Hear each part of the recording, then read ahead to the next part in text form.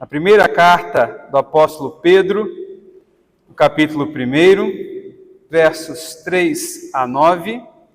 Meu querido, o que te motivou? O que te incentivou a estar aqui nessa noite? Nesse domingo 30 de abril, domingo aí que a gente está no meio de um feriadão prolongado, final de semana prolongado.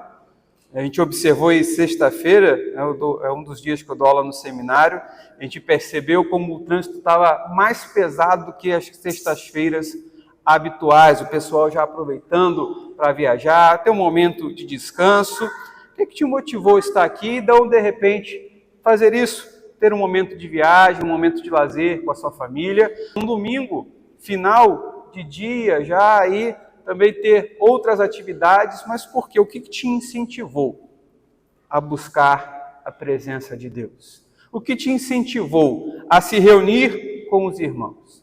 Algo precisa mover a gente, algo precisa nos despertar, precisa nos incentivar. Por exemplo, se você observar as recentes notícias a respeito dos refugiados venezuelanos, os ucranianos, sírios, eles estão sendo incentivados a fugir das suas localidades, das suas casas, deixarem para trás as suas vidas, os seus bens, os seus patrimônios, tudo aquilo que, quem sabe, levou muito tempo para ser construído. Eles olham para tudo aquilo, mas são incentivados a fugir, porque precisam preservar, salvar aquilo que lhes é mais caro. Sua vida, seu bem-estar, preservar sua família, seus filhos. O incentivo, ele pode ser sempre algo que nos leve para entender o bom motivo, um bom incentivo, como também podemos ser incentivados por situações difíceis, por dificuldades. O incentivo vai nos levar a romper muitas vezes nossa comodidade, o nosso conforto, para assim sermos direcionados a uma mudança de caminho ou avanço no nosso caminho. Somos incentivados ao tempo todo a encontrar alegria em toda situação, a não ficarmos acomodados. E não é diferente quando nós olhamos para o texto que nós lemos. Nós estamos aqui diante da primeira carta do apóstolo Pedro. Ele está escrevendo às comunidades cristãs que estavam localizadas ali na região da Ásia Menor, mais ou menos ali onde é parte do território da Turquia hoje. Ele está escrevendo para irmãos que estavam passando por grandes dificuldades. Não se trata aqui propriamente de uma carta, igual o apóstolo Pedro está tratando de uma perseguição generalizada. Mas esses irmãos eles estavam passando por discriminação devido ao seu comportamento naquela sociedade. Eles já não estavam mais participando das partes ou das questões da cultura pagã. Eles já não estavam demonstrando o mesmo envolvimento pelas atividades produzidas pelas autoridades estatais. Eles estavam cada vez mais sendo reconhecidos e notados pela sua diferença. Por isso eles estavam constantemente sendo caluniados, insultados, levados aos tribunais. Estavam sendo cada vez mais colocados à parte porque eles não se encaixavam mais naquele contexto. O apóstolo Pedro, então, está escrevendo para esses irmãos que estavam diante dessa situação que era caracterizada por provações. Ele se sente assim incentivado a escrever a esses irmãos, a produzir essa carta, para também levar um incentivo àqueles irmãos. Quando nós olhamos para o texto que nós acabamos de ler, esse primeiro capítulo da carta, os versículos 3 a 9, nós podemos perceber, de certa maneira, como que Pedro está quase que escrevendo um hino, no qual o que ele quer colocar em xeque, em tela ali, ele quer levar aos seus irmãos a pensar, é justamente para a exaltação de Deus. Ele está desenvolvendo esse tema. Deus precisa ser exaltado. Nesse texto, o apóstolo Pedro procura expor quais são os reais fundamentos para exaltar a Deus. Quais são os fundamentos para louvar a Deus?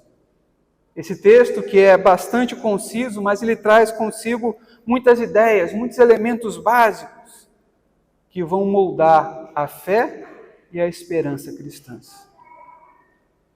Vamos olhar rapidamente alguns aspectos desse texto. Eu convido você a estar atento ao seu texto. Veja comigo o versículo de número 3. Aqui nós vamos encontrar o apóstolo Pedro trazendo como que uma fórmula introdutória, como que chamando a igreja, aos seus leitores, para algo. É diferente de uma saudação pessoal, aquele age mais como um sentido clássico, muito artístico.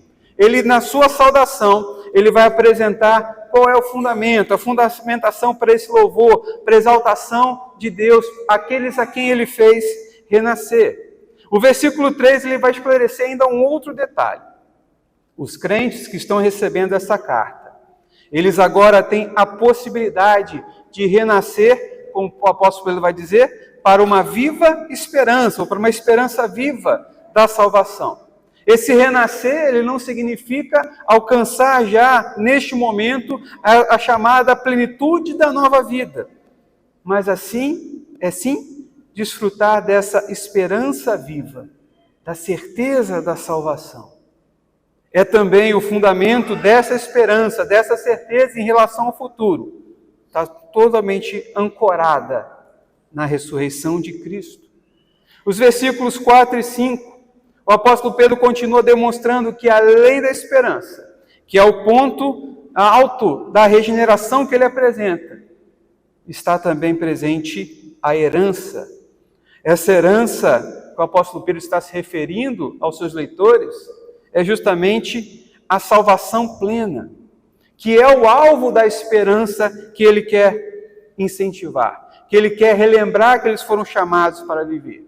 A certeza da salvação não se baseia no fato dos crentes serem ou buscarem ser fiéis, mas está baseado na própria fidelidade de Deus, que é quem os preserva por meio da fé, que age para a salvação deles. Os versículos 6 e 7, nós vamos encontrar o apóstolo Pedro mostrando que a fé, ela se comprova por meio do sofrimento, ou se comprova no sofrimento. Enquanto os cristãos ainda são forasteiros neste mundo, eles não estão livres do sofrimento. Pedro trabalha essa ideia, trabalha com essa dinâmica. Mas ele vai mostrar que esse sofrimento não pode ser entendido como era por meio da influência da cultura helênica, a cultura grega naquele tempo. E a gente pode abrir um parênteses também, ou um pouco ainda dos nossos dias, como sendo um fatalismo. Aquilo que tem que acontecer, acontecerá e não tem o que fazer, não tem como remediar. O texto, nesse particular, ele é muito claro quando ele diz: os crentes devem estar dispostos a sofrer se necessário. O cristão não está à mercê do destino, mas ele é resguardado no poder e na vontade de Deus.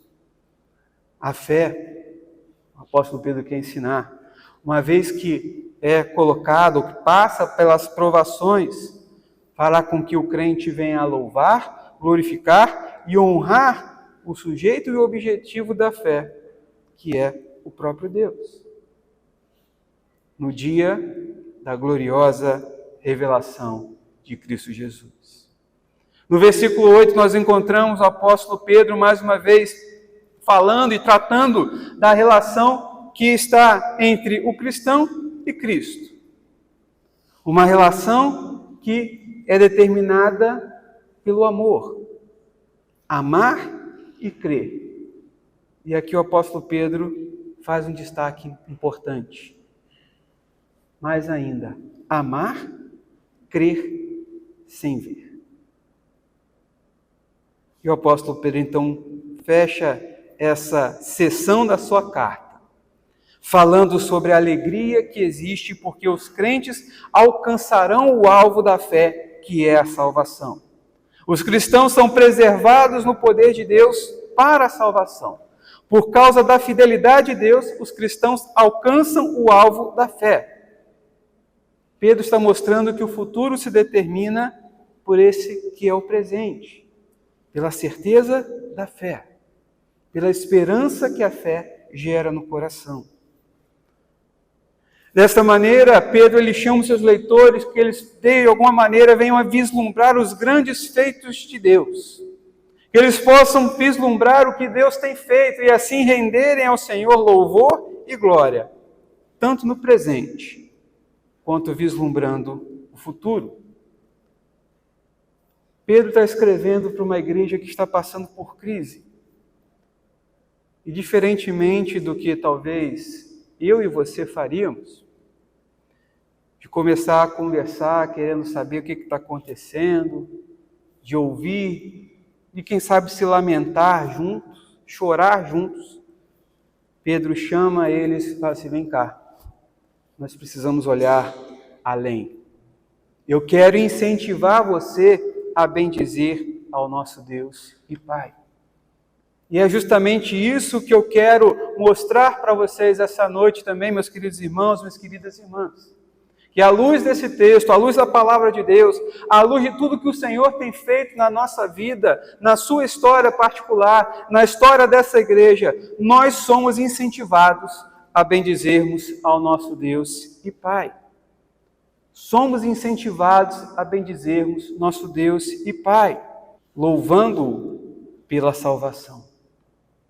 Esse é o ponto de partida que o apóstolo Pedro vai colocar na sua carta para os seus leitores. É o ponto de partida que a Escritura nos coloca para nós hoje. Não tem objetivo que se apresente anterior a este, ou que se revele mais importante do que este. É a causa que nos revela que nós necessitamos bendizer ao nosso Deus e Pai, que nos mostra que temos prazer em bendizer ao nosso Deus e Pai, porque nós somos salvos. E uma vez que nós entendemos essa realidade nas nossas vidas, nós vamos louvar ao Senhor por tão grande bênção. Nós nos lembramos do que Deus fez na nossa vida, de onde nós somos retirados. Nós lembramos para onde nós poderíamos estar caminhando e para onde nós estamos indo agora. O apóstolo Pedro incentiva os seus leitores iniciais a louvarem a Deus por causa da salvação. Que eles se lembrem dos grandes feitos de Deus em Jesus. Que eles se lembrem que por meio do sacrifício na cruz, eles foram resgatados. Nós fomos resgatados dos nossos delitos e pecados. Nós que estávamos condenados, perdidos. E não adianta você se iludir se você acha que você era uma boa pessoa antes. A Escritura é clara em dizer que estávamos todos condenados. O apóstolo Pedro vai dizer que nós, assim, experimentamos o lavar regenerador do Espírito Santo. O apóstolo Pedro vai falar que nós passamos por essa regeneração. Pedro tem isso muito claro nesse texto, quando ele está escrevendo a doutrina da regeneração, este lavar do Espírito Santo, de sermos novamente gerados. Pedro tem em mente essa renovação, que o homem ele é elevado a uma vida nova. Uma vida que é mais alta do que aquela que pertencíamos antes por natureza, marcada, manchada pelo pecado. Pedro fala deste rompimento entre o antigo homem e o novo homem. Renascer não significa tornar-se perfeito de uma hora para outra, mas é ter realmente essa nova origem. É entender que fomos novamente gerados, fomos trazidos para esta nova existência por meio do agir do Espírito Santo, que aplica no nosso coração a obra salvadora de Cristo Jesus na cruz do Calvário. Meu querido irmão, minha querida irmã, se tivermos isso em mente, nós vamos lembrar que nascer de novo, sermos regenerados, ter essa nova origem, está fora completamente da capacidade do ser humano, mas depende tão somente da graça de Deus, pela obra salvífica de Cristo, na ressurreição que Ele teve, que Ele realizou dentre os mortos. Se você parar para pensar um breve momento sobre isso, e eu digo breve mesmo, um pensamento quase que superficial sobre essa questão, você já vai ser tomado pela certeza que você tem motivos para bendizer o nosso Deus e Pai, para louvar a Deus. Mas se você refletir um pouco mais aprofundadamente, você vai encontrar as Escrituras sendo bem claras em retratar o estado humano antes da intervenção divina do Senhor. Não apenas a Escritura nos retrata como condenados, mas revela que o homem por natureza é inimigo de Deus. Inimizade essa que é fruto da própria escolha desastrada e equivocada dos nossos primeiros pais lá no Jardim do Éden. Não éramos apenas condenados, mas por natureza inimigos de Deus, que sentiam prazer em ultrajar Deus, de ir contra Deus. É para essas pessoas que Pedro agora lembra: vocês experimentaram o agir do Senhor, que trouxe a vocês uma nova origem, um novo nascimento, uma viva esperança. Por isso Pedro nos lembra hoje que nós temos motivos de sobra para louvarmos ao Senhor. Pois por sua muita misericórdia, Ele nos concedeu essa nova vida por meio da ressurreição do Senhor Jesus Cristo. Assim nós somos reconciliados com Deus, somos capacitados a desfrutar desta alegria e desejamos compartilharmos dessa notícia com todo mundo. Porque um tesouro como esse, a gente não pode guardar só para a gente. Somos incentivados a compartilhar isso com o mundo. O apóstolo Pedro nos faz perceber que o motivo do nosso louvor não se fundamenta tão somente ou aquilo que nós achamos que podemos valer, mas se fundamenta exclusivamente na revelação profunda do amor do próprio Deus, que traz sentido pleno à nossa fé. Essa é a pregação da igreja que foi resgatada. Pedro aqui está nos lembrando que a razão de louvarmos a Deus não somos nós, mas sim que somos os objetos que revelam a grande manifestação da sua misericórdia e da sua graça. Deus manifesta a sua misericórdia e sua graça em nós. E isso nos motiva, isso nos incentiva a louvarmos, a bendizermos ao nosso Deus e Pai. Essa igreja está completando 28 anos de organização. Mas ainda, se você voltar à história, os tempos de implantação de todo o trabalho. E eu tenho certeza que se você parar para pensar nesta breve história de 28 anos, você vai encontrar esses motivos para bendizer a Deus. Quantas vidas o Senhor tem tratado, tem restaurado, tem transformado, tem feito com que a sua palavra seja aqui proclamada e a fé seja fundamentada, seja sustentada por meio da ação do Espírito Santo. Por essa esperança, por meio da ressurreição de Cristo Jesus. Somos chamados, meus queridos irmãos e irmãs, somos incentivados a bendizermos nosso Deus e Pai, louvando-o pela salvação.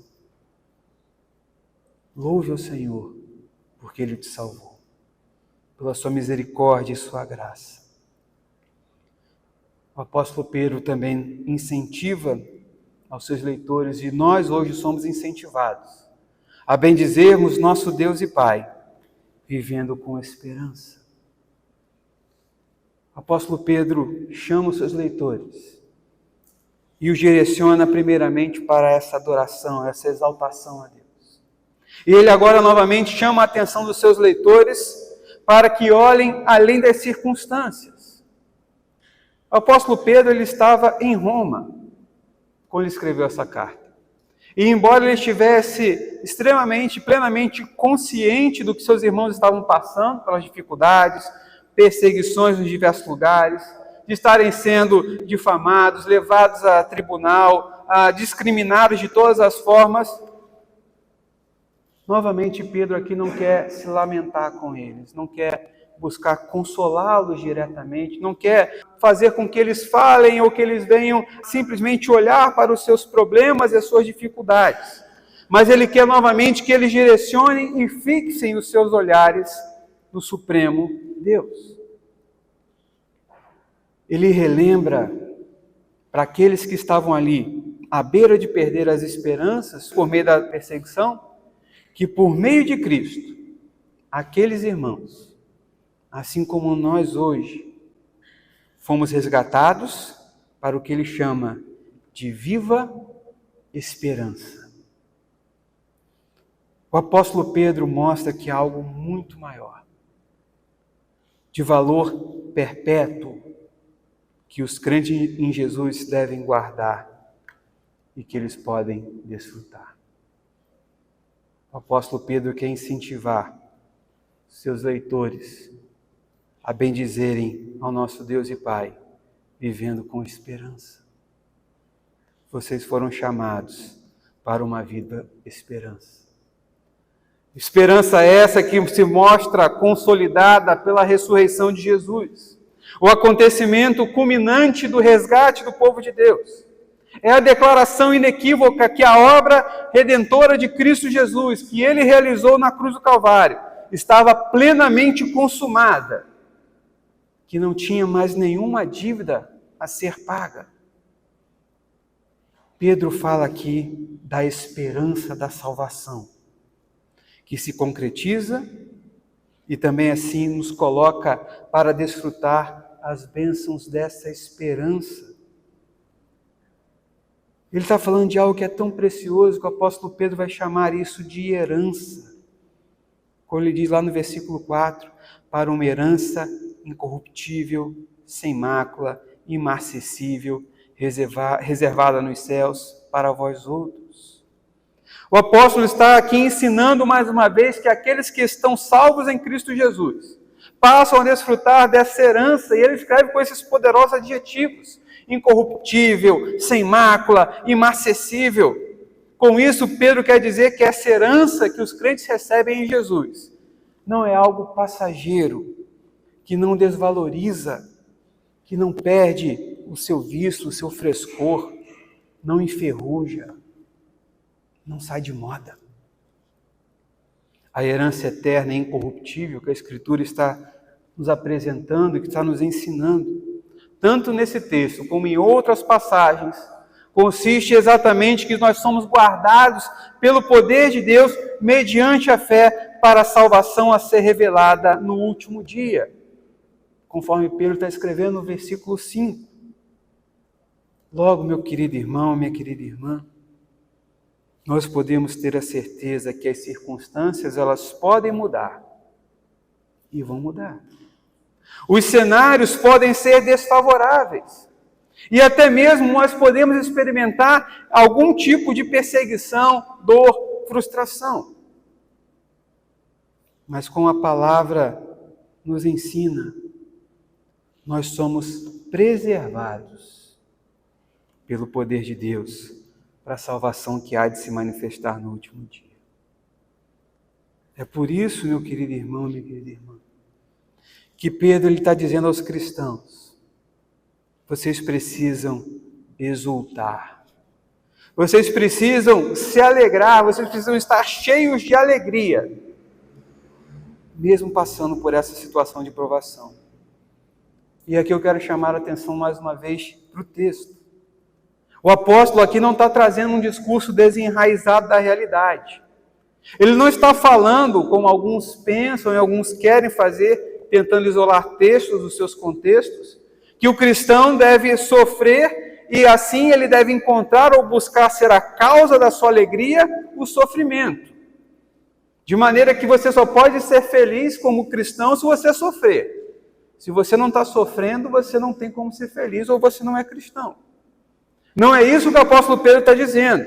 Pedro está incentivando os crentes a se lembrarem que porque nós fomos chamados para vivermos em esperança, vivermos com esperança, ainda que venhamos a passar por momentos difíceis, os crentes devem saber que esses períodos são temporários, são passageiros. Além disso, esse período de provação e de sofrimento gera amadurecimento na fé, além de redundarem em glória ao Senhor Jesus e ao nosso Deus e Pai.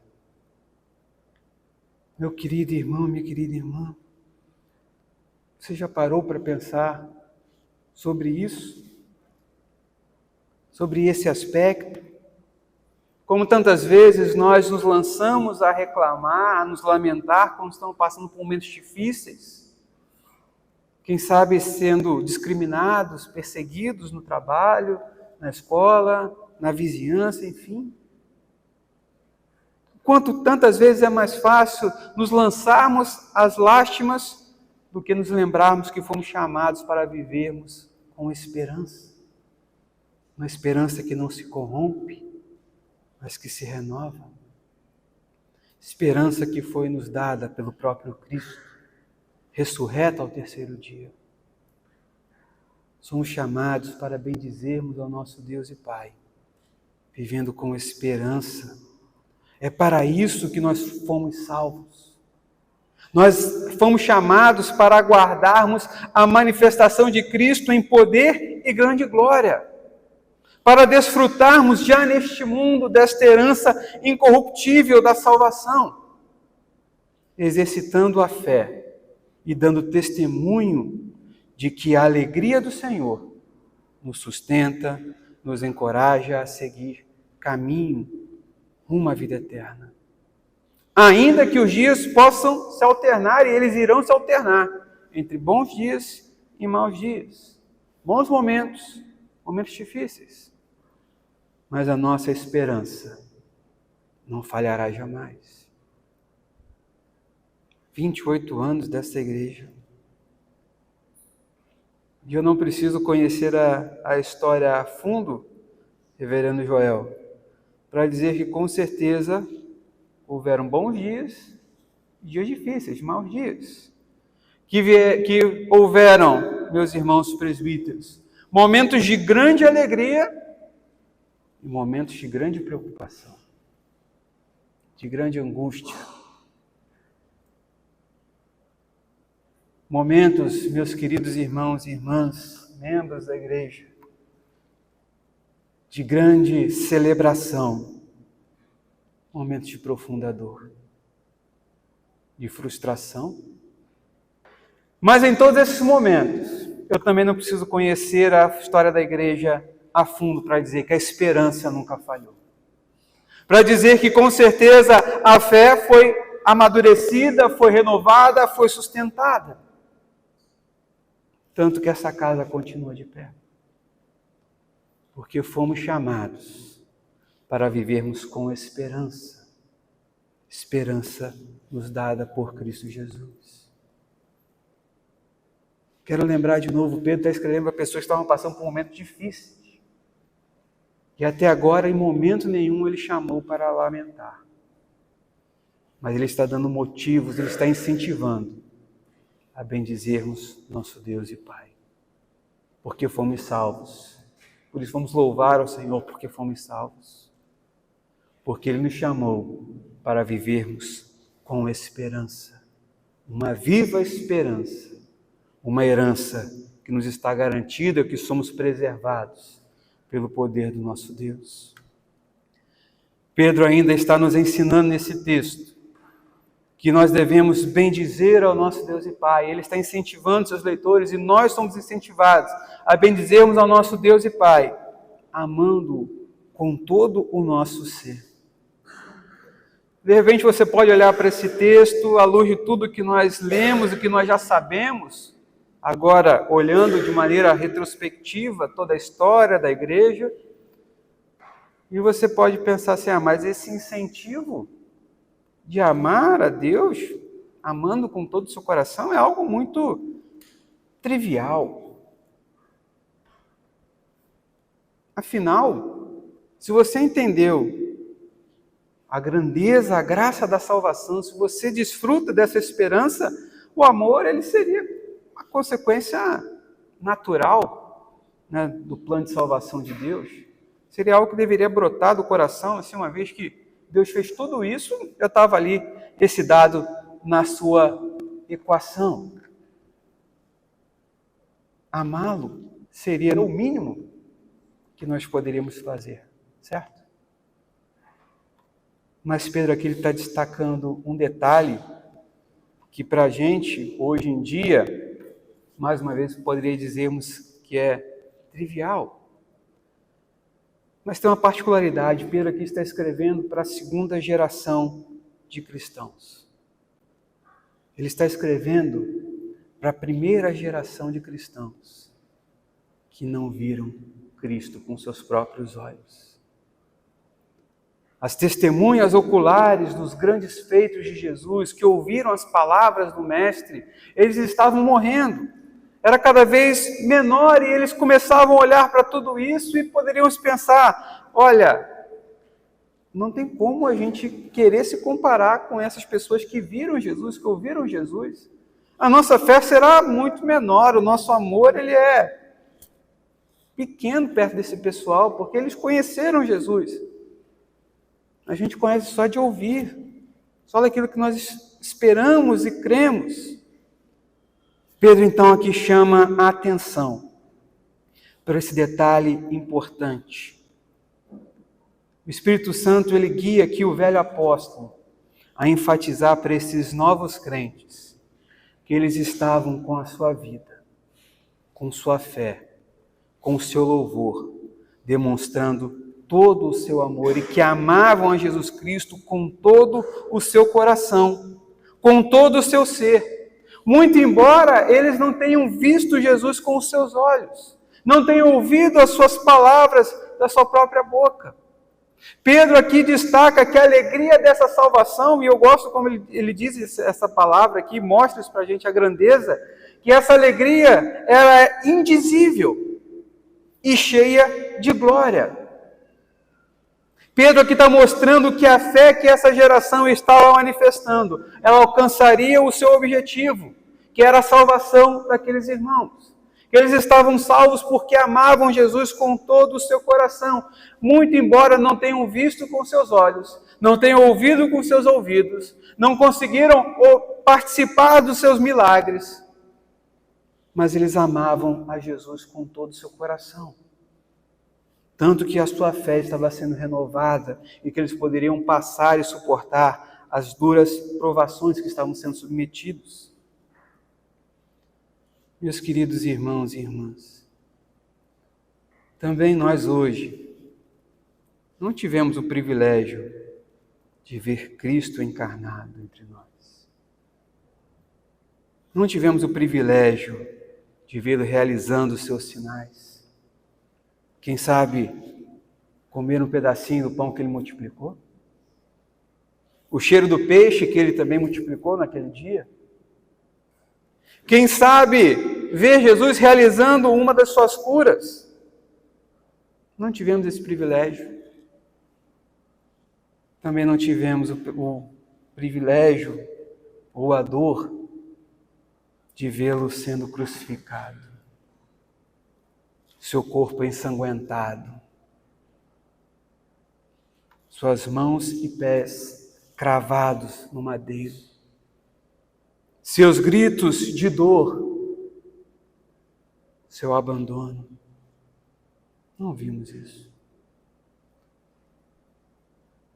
Não tivemos a alegria de testemunhar a pedra sendo revolvida no terceiro dia. E Cristo ressurgindo. Nós poderíamos listar ainda outros eventos da manifestação do poder de Deus, como por exemplo no dia dos apóstolos, Pedro pregando e quase 3.000 se convertendo, os apóstolos andando pelas ruas e só a sombra deles curando. Não vimos isso. Não vimos eventos menores, mas também cheios da graça, da manifestação do poder de Deus no decorrer da história, como a nossa reforma protestante, como os grandes avivamentos. Porém, meu querido irmão, minha querida irmã, algo que está ao nosso alcance, algo que nós podemos de fato dizer e procurar demonstrar é que nós amamos Cristo com todo o nosso coração, com toda a nossa alma, com todo o nosso intelecto, com toda a nossa força. Porque embora nós não tenhamos visto ou ouvido com os nossos olhos e os nossos ouvidos físicos, nós vemos a Cristo com os olhos da fé. Nós ouvimos a sua voz falar ao nosso ouvido espiritual, ao nosso coração, e nos trazendo para uma nova vida, para uma viva esperança, nos movendo em sua direção. Nós amamos a Cristo com todo o nosso ser, e por isso nós nos consagramos a Ele. Nós somos incentivados pelo amor de Cristo que nos invade. Que, como vai dizer o apóstolo Paulo, que nos constrange, que nós não queremos fazer outra coisa a não ser vivermos para a sua glória e para demonstrar que nós o amamos. Assim como o apóstolo Pedro incentivou os seus leitores a bendizer a nosso Deus e Pai, amando-o com todo o seu ser, também o Espírito Santo continua a nos incentivar a isso hoje. A amarmos a Cristo de forma plena. A nos rendermos a Jesus, ao seu senhorio, de forma incondicional. Sem reservas. Entender que nós fomos chamados para servi-lo com tudo aquilo que somos e que temos. Que nós pertencemos ao Senhor. Somos tão somente seus servos, resgatados pelo seu amor, por sua graça, e que nos sustenta na palma de suas mãos. Devemos amar ao Senhor Jesus Cristo, nos submetendo a Ele incondicionalmente no seu senhorio. Nós fomos chamados para sermos verdadeiramente seus discípulos, e o próprio Jesus vai nos dizer: aquele que tem os meus mandamentos e os guarda, esse é o que me ama, e aquele que me ama será amado por meu Pai, e eu também o amarei e me manifestarei a ele. João capítulo 14, versículo 21. Hoje, meu querido irmão, minha querida irmã, somos essa parcela do povo de Deus que se encontra na linha de frente, que ama a Jesus, e que por amor ao Senhor Jesus tem sustentado a bandeira do Evangelho. Ainda que os dias possam ser difíceis, ainda que o cenário possa mudar, ainda que a esperança venha a ser colocada como sendo algo que precisa ser mudado, ser abalado, mas nós estamos firmes porque amamos ao Senhor Jesus Cristo. Somos a igreja que está na linha de frente, que tem enviado missionários aos locais longínquos, que tem sustentado os plantadores de igreja, sem deixar de zelar também pela localidade que nós estamos plantados. Eu lá em Nova Iguaçu na posse, vocês aqui. Mas nós entendemos tanto a nossa missão como igreja no sentido global, em que nós devemos estar juntos, aliados, sustentando esse grande reino que se expande pelo mundo, como a nossa responsabilidade local. Nós enviamos aqueles que podem ir, oramos por aqueles que lá estão, ajudamos a sustentar aqueles que lá estão, mas fazemos o nosso trabalho aqui, porque esse compete a nós e porque amamos a Jesus, fazemos isso, nos oferecendo para o seu serviço, mesmo que para isso a gente precise se desgastar, e é desgastante muitas vezes. Pedro está escrevendo para pessoas que amavam a Jesus e estavam se desgastando, mas ele diz: continuem a bendizendo ao nosso Deus e Pai, amando com todo o seu ser. porque nós fomos amados por Ele primeiro. Meu querido irmão, minha querida irmã, o que te incentivou a estar aqui essa noite? De repente, para participar da comemoração dos 28 anos da igreja? Quem sabe aparecer na foto, fazer um post no Instagram, marcar lá a igreja, hashtag eu fui. Quem sabe foi porque a sua agenda estava vazia mesmo. Você não quis viajar, de repente não tinha condições para viajar. Não tem nada melhor para fazer, eu vou para a igreja hoje. Se seus incentivos foram esses, seus incentivos estão equivocados e são insuficientes para a sua vida. São insuficientes para fazer com que você tenha uma fé que esteja firmada no Evangelho e para a glória de Cristo Jesus. O incentivo que a Bíblia nos apresenta é que nós devemos bendizer ao nosso Deus e Pai, louvando-o pela nossa salvação. Essa é a maior bênção que você pode receber nesta vida e na eternidade. Não tem nada de maior valor do que isso. Tanto que custou a vida do Filho de Deus.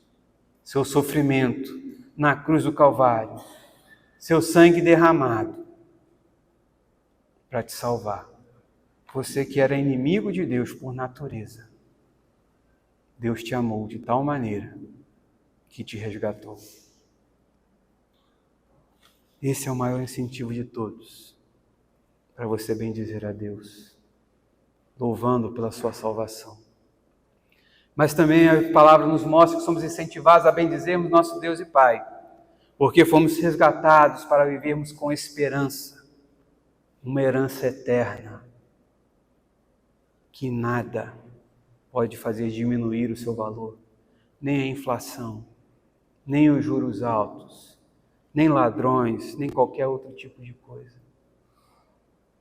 Nós cantamos um pouquinho antes da pregação da palavra, este hino que é tão maravilhoso e o poeta ele é tão preciso em escolher algumas imagens que são belas por natureza e que mostram delicadeza e grande valor, quando ele fala do passarinho, das belas flores, que querem encantar, e quem não fica tocado ao olhar a beleza da criação?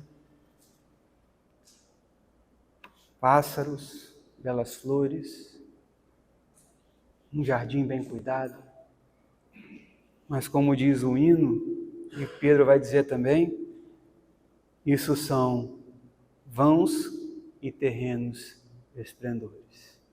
Temos uma esperança, uma herança que é incorruptível, imarcessível, sem mácula. Herança que nos é dada por Cristo Jesus. Dias ruins virão, dias bons virão. Cenários mudam, mas a esperança permanece. E a fé será sustentada para a revelação de Cristo Jesus no último dia. Para isso vocês foram chamados. Para isso nós somos incentivados para amar Jesus com todo o nosso ser, com todo o nosso coração, entregando a Ele nossa vida, nos dedicando e anunciando que amamos a Cristo por onde quer que formos. Para isso existimos. Para isso essa igreja foi plantada. Não só para a gente se reunir no domingo à noite, mas para, ao sairmos daqui, falarmos para este mundo: Cristo Jesus salva. Ele é o poderoso. Ele é o Senhor de todo o universo. Eu pertenço a Ele. E Ele transforma a sua vida. Ele vem. Por isso a minha esperança não se abala. Que o Espírito Santo, meu querido irmão, minha querida irmã, te abençoe nessa noite. E que a palavra do Senhor, por meio da sua Sagrada Escritura, encontre morada. E que sejamos firmados para vivermos nesta viva esperança, bendizendo a nosso Deus e Pai, enquanto aqui vivermos, e possamos prosseguir bendizendo na eternidade. Deus nos abençoe.